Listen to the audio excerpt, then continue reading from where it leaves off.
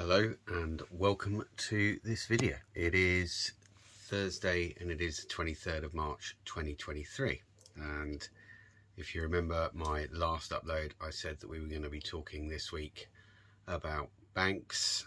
We were going to go over some of the interesting events that's been happening in the political world this week, and we were going to be touching on some other things, but we'll get to those videos a little bit later. I want to just, say that in case you haven't seen the video from Andrew Bridgen, which I believe his was removed by YouTube. No surprise there then. His speech in Parliament where he entered the House and all the politicians left. So, yeah. Sad times really, that they just don't really want to admit what's going on, even though we all know what's going on. But it is what it is. So we need to get behind people like Andrew Bridgen, Esther McVeigh, Sir Desmond Swain and Sir Christopher Chope. And the people we don't need to get behind and certainly think about getting them ejected from our political environment is Andrew Mitchell. He was the guy who scurried around the House when Andrew Bridgen started speaking about injuries, and he was the one who led even opposition parties out. So we've got some sort of weird coalition going on between parties that aren't even in power. So today I want to touch on banks and their origins, and what I'm going to do is I'm going to show you a film, or a section of a film. It's going to be about 14 minutes long, and it's a film called Zeitgeist. It is non-copyrighted. You are allowed to share this video, just in case anyone at YouTube wishes to pull this down. The people who made this video made it open source and available to share. As a matter of fact, a friend of mine actually bought a copy of this DVD, and it's quite clearly printed on the DVD that there's no copyright. So we're going to get straight to it. I've skipped to the relevant part of the video. I hope it's going to be clear enough for you to see. I've got a crappy tablet, which I'm going to have to show it you on, because as you know, I'm not the most technological of individuals. So I'll just jump straight to it, and I might pause it at various points just to sort of draw correlations as to where we are right now. But the purpose of this is to show you who's in control and who is still in control, very much in control. Okay, so without further ado, we'll hit play and get you watching.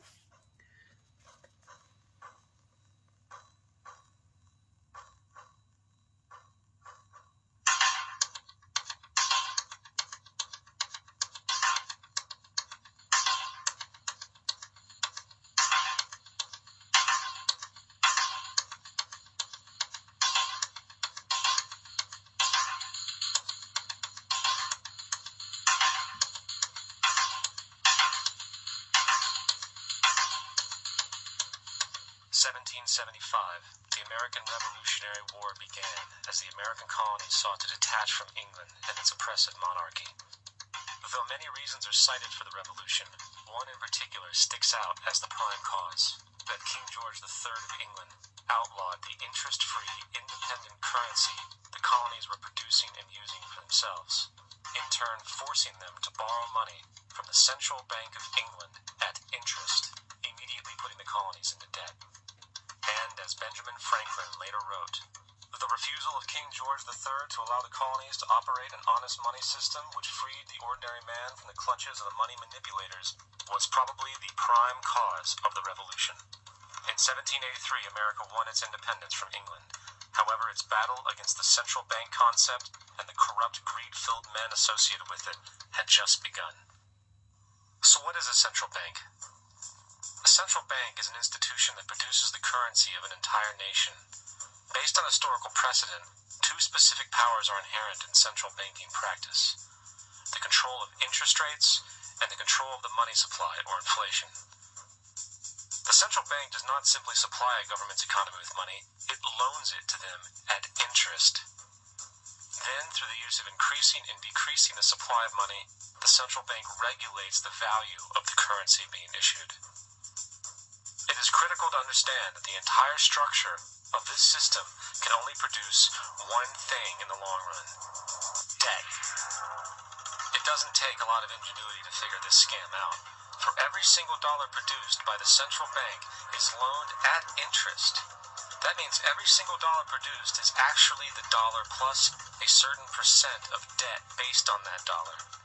And since the central bank has the monopoly over the production of the currency for the entire country, and they loan each dollar out with immediate debt attached to it, where does the money to pay for the debt come from?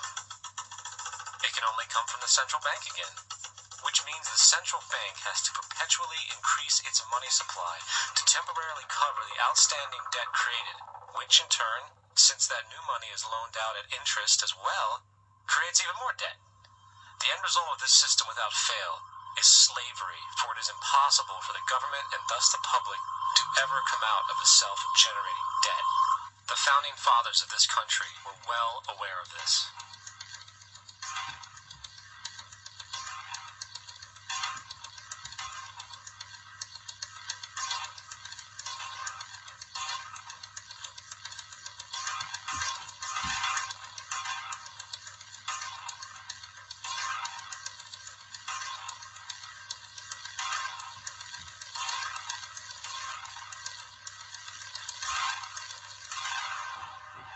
By the early 20th century, the U.S. had already implemented and removed a few central banking systems, which were swindled into place by ruthless banking interests.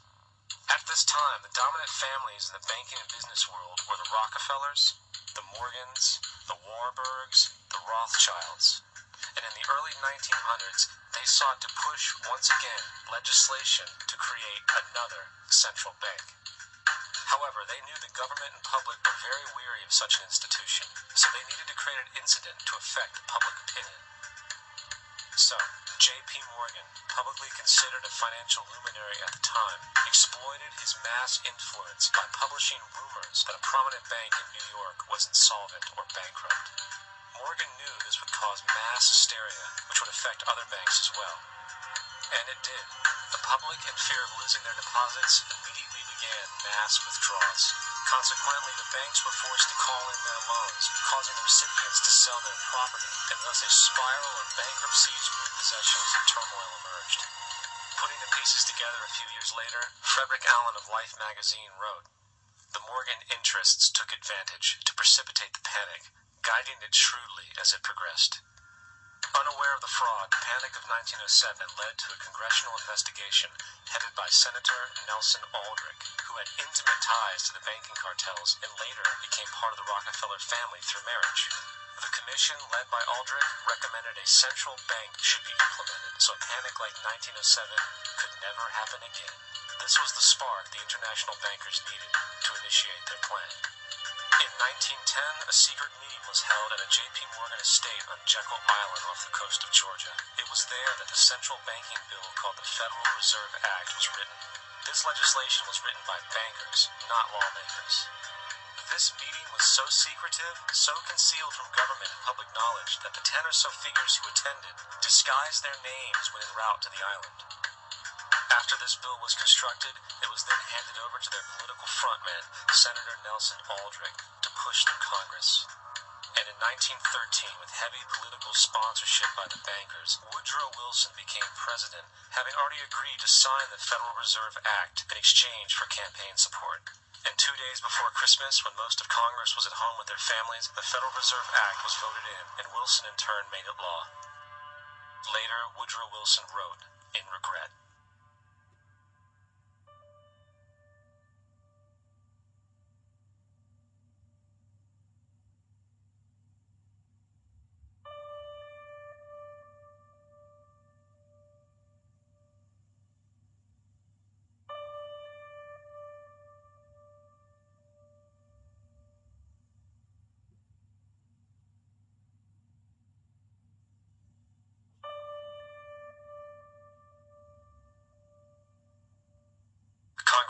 Lewis McFadden also expressed the truth after the passage of the bill. A world banking system was being set up here, a superstate controlled by international bankers, acting together to enslave the world for their own pleasure. The Fed has usurped the government. Now, the public was told that the Federal Reserve System was an economic stabilizer, and inflation and economic crises were a thing of the past. Well, as history has shown, nothing is further from the truth. The fact is, the international bankers now had a streamlined machine to expand their personal ambitions. For example, from 1914 to 1919, the Fed increased the money supply by nearly 100%, resulting in extensive loans to small banks and the public. Then, in 1920, the Fed called in mass percentages of the outstanding money supply, thus resulting in the supporting banks having to call in huge numbers of loans, and, just like 1907, bank runs, bankruptcy, and collapse occurred. Over 5,400 competitive banks outside of the Federal Reserve System collapsed, further consolidating the monopoly of a small group of international bankers. Privy to this crime, Congressman Lindbergh stepped up and said in 1921, "Under the Federal Reserve Act, panics are scientifically created. The present panic is the first scientifically created one, worked out as we figure a mathematical equation." However, the panic of 1920 was just a warm-up. From 1921 to 1929, the Fed again increased the money supply, resulting once again in extensive loans to the public and banks. There was also a fairly new type of loan called a margin loan in the stock market. Very simply, the margin loan allowed an investor to put down only 10% of a stock's price, with the other 90% being loaned through the broker. In other words, a person could own $1,000 worth of stock with only $100 down. This method was very popular in the roaring 1920s, as everyone seemed to be making money in the market. However, there was a catch to this loan. It could be called in at any time and had to be paid within 24 hours. This is termed a margin call, and the typical result of a margin call is the selling of the stock purchased with the loan. So, a few months before October in 1929, J.D. Rockefeller, Bernard Baruch, and other insiders quietly exited the market, and on October 24th, 1929, the New York financiers who furnished the margin loans started calling them in masse.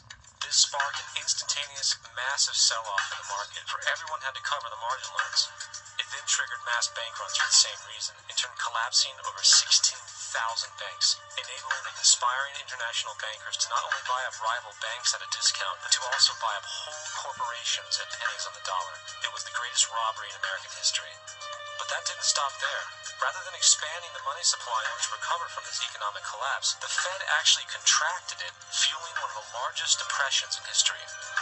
Once again outraged, Congressman Lewis McFadden, a longtime opponent of the banking cartels, began bringing impeachment proceedings against the Federal Reserve Board, saying of the crash and depression, "It was a carefully contrived occurrence. International bankers sought to bring about a condition of despair so that they might emerge the rulers of us all." Not surprisingly, and after two previous assassination attempts, McFadden was poisoned at a banquet before he could push for the impeachment. Now, having reduced the society to squalor, the Federal Reserve bankers decided that the gold standard should be removed. In order to do this, they needed to acquire the remaining gold in the system. So, under the pretense of helping to end the Depression, came the 1933 gold seizure. Under the threat of imprisonment for 10 years, everyone in America was required to turn in all gold bullion to the Treasury, essentially robbing the public of what little wealth they had left. And at the end of 1933, the gold standard was abolished. If you look at a dollar bill from before 1933, it says it is redeemable in gold. You look at a dollar bill today, it says it is legal tender, which means it is backed by absolutely nothing. It is worthless paper. The only thing that gives our money value is how much of it is in circulation. Therefore, the power to regulate the money supply is also the power to regulate its value, which is also the power to bring entire economies and societies to its knees.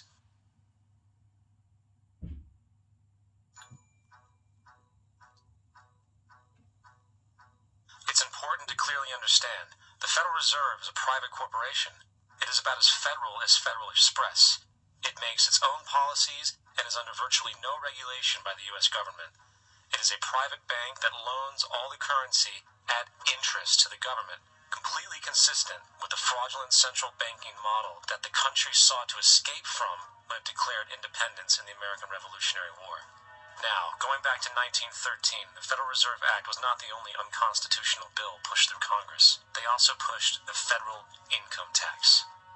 It's worthwhile to point out that the American public's ignorance towards the federal income tax is a testament to how dumbed down and oblivious the American population really is. First of all, the federal income tax is completely unconstitutional, as it is a direct, unapportioned tax. All direct taxes have to be apportioned to be legal based on the Constitution. Secondly, the required number of states in order to ratify the amendment to allow the income tax was never met, and this has even been cited in modern court cases.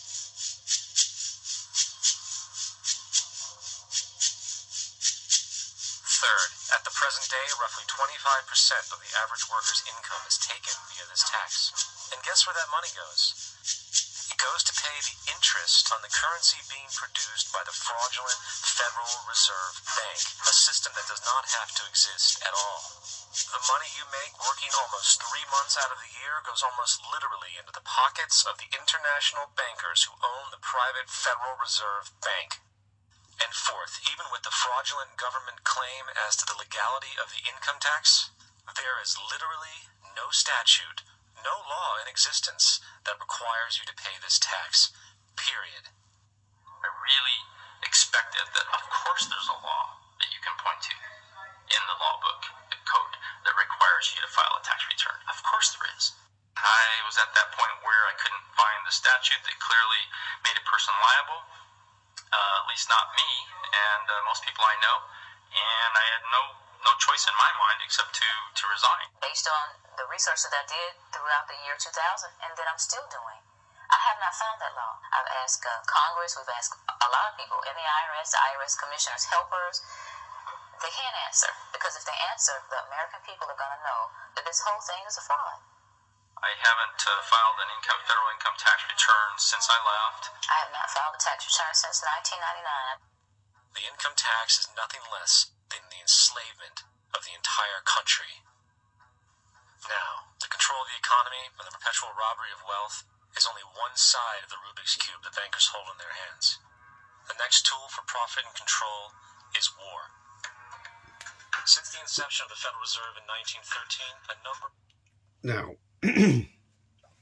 so I want to touch on a few things that they said there. Obviously, we had the chap Aldrich, who was an open, he openly went against the banks.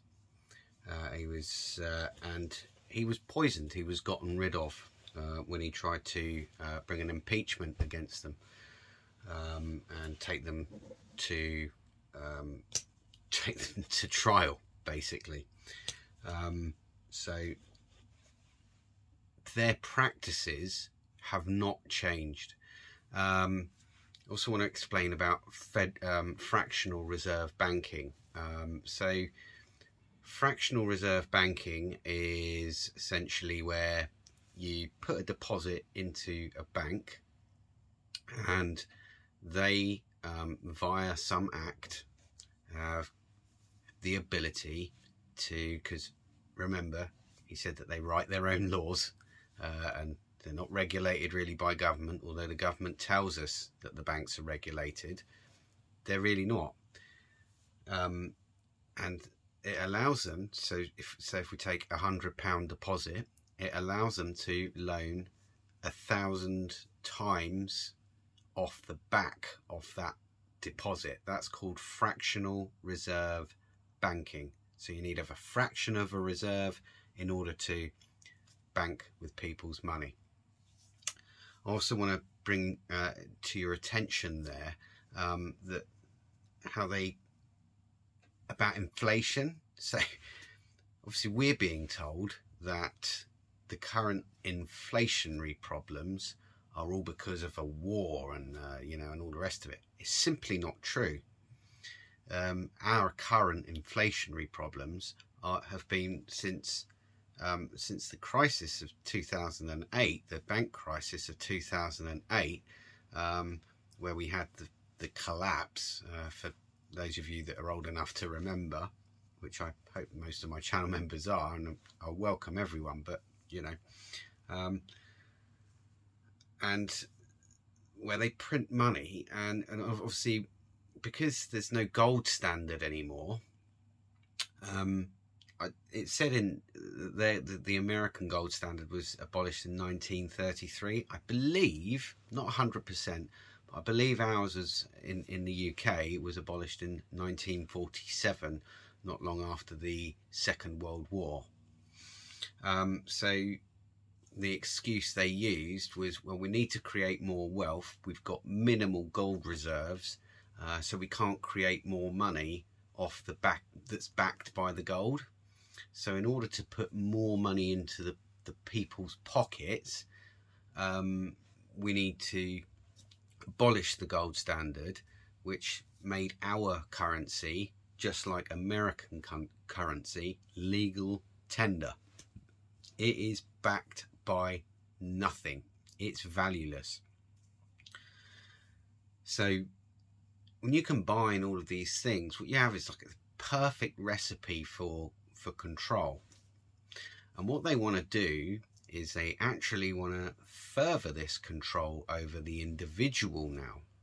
So instead of doing it en masse, they want to bring in CBDCs, digital IDs, yeah, so that everything that you spend and you earn can be tracked. They also want to implement a Chinese style credit score system, so that they can restrict your ability to spend. Obviously also the abolition of cash would mean that you would no longer be able to privately transact with people. So you wouldn't be able to walk down the street and, if you're feeling generous, give a homeless person £5 or £2 or something like that. You wouldn't be able to go to a car boot sale without using your credit card or debit card, okay? And that's also going to be linked to social credit scores and this, that and the other. What I also want to point out is that obviously they did mention there that before they abolished the gold standard, the government openly allowed and helped facilitate the big gold grab. So they told the public there'll be a, I think, what was it, 6-year jail term if you don't surrender any of your gold and gold bullion that you have to the bank, because we need it. This demonstrates quite clearly the long-term collusion that there's been between the banks and governments. Now, when you consider how long the cabal, the Khazarians, have been in control of our bank in England, because obviously they mentioned there in the video that, you know, America didn't win its independence until 1783. Well, you got to think, well, we've had our banking institution for a lot longer than that, okay? We're much further down the road of enslavement. But the CBDCs and the digital IDs are just the final, they're the final wrap up in their game. They've been playing this game for a long time. It's them that have the funds to fund, you know, things like UN and rainbow movements and movements where you take the knee, to help divide society so that we don't actually stand together united as one. This is a huge problem, as you can probably imagine, right? And this is why the politicians seem to be all bought and paid for, walking out of Parliament, which is why I mentioned it, walking out of Parliament for such important issues that Andrew Bridgen was raising. It's disgusting. And in my opinion, it's quite clearly obvious that our politicians no longer serve the British people or the American people or the Australian people or the European people or the Canadian people. any of us. They do not serve any of us because of how long this has been going on. It's been way too long, and it needs to be stopped. We need to vote no confidence in any of the parties, bar a couple. I mean, I'm thinking if it's on the vote ballot paper, I'm going to go for either UK Reform, which I'm investigating at the moment. I'm having a look into them, or Heritage, the Heritage Party, which is run by David Curtin. I've actually got their leaflets actually somewhere. Here it is. There you go. Okay. Now, I've tried asking David Curtin whether he would end lobbying, because this is where a lot of our problems come from. Lobbying allows them to pump money into the government, and the government does what they say. They write these acts and statutes, which aren't always lawful, by the way. And there's a big difference between lawful and legal. And he's failed to reply to that. So that was on one of his videos. I'm subscribed to his YouTube channel.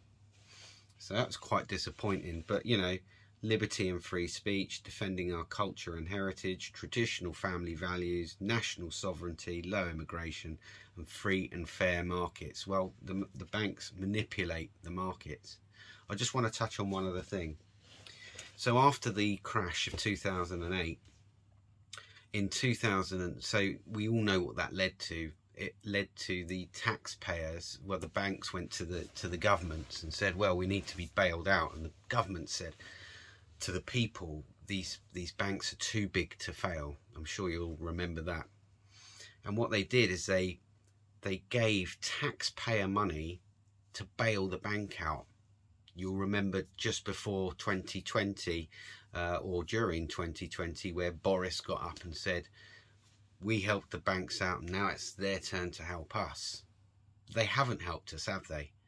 We're now being told that we've got to pay off all the furlough. It's all a scam. The whole thing is just a giant scam. These people control the media, they control pharma, they control education, they control absolutely everything. Well, in 2009, they also got the politicians to write an act for them called the Bail-in Act. And it was written in 2009. And what that's allowing them to do is to legally, not lawfully, because under common law this would be completely unlawful, but to take money from your account during another financial collapse. Now, if you go to a gentleman's channel that I watch called Neil McCoy Ward, you'll be able to find out that what's it called? The FCA Financial Conduct Services Authority, so the FSCA, that are meant to ensure our bank balance and what we've got in there. They've only actually got enough funds to insure about 1.5%, I think he said it is. It might be a bit more than that, but it's not enough to insure everyone. We need to be consciously aware of that. I personally I've got a bit of silver, I've got a tiny bit of gold, not a lot.